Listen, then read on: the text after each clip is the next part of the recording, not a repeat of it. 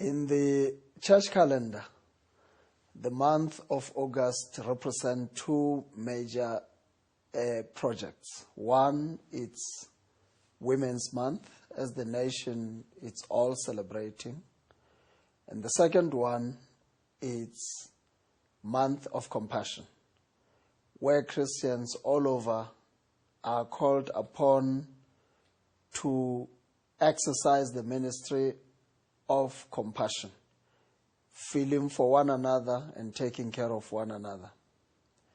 The South African Council of Churches this year has agreed to use the month of compassion, the month of women, to design its new character, how it needs to respond to issues of national interest, issues that would assist churches to define the kind of South Africa that all of us in the church would like to have.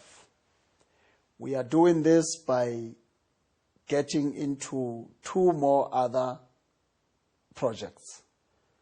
One is that we will use this month to look at issues around ecumenical indaba.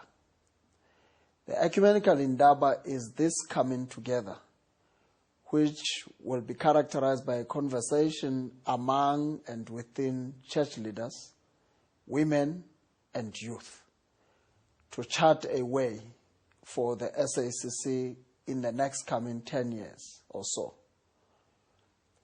The theme that we shall be tackling has to do with following the truth, standing for the truth, and following the way, and making sure that the prophecy and witness as our approach to theology is actually carried out. We will do this in Polokwane, and by the time we end up, we would have produced a route map, a plan of action for churches in South Africa to be able to function in this society. That ecumenical endeavor takes place from the 25th to the 27th of August. And the hosting venue is the University of Limpopo. Finally, we will use August as a month to induct the new General Secretary of the South African Council of Churches into office. This service will take place on the 27th of August this year, 2011, also at the University of Limpopo, to where people are invited. This is going to be an open service that is going to be conducted by the leadership of the South African Council of Churches, made up of church leaders, members of the National Executive Committee, congregations, and those that have been invited would include government, embassies, business, parliamentarians, and so on.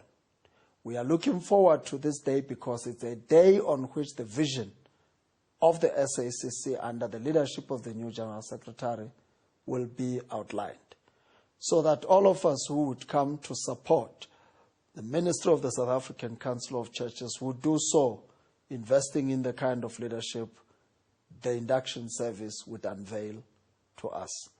We wish you well as you celebrate this month where women are held high and where women are affirmed, where women are looked upon and considered favorably by those who have always oppressed and suppressed their ideas.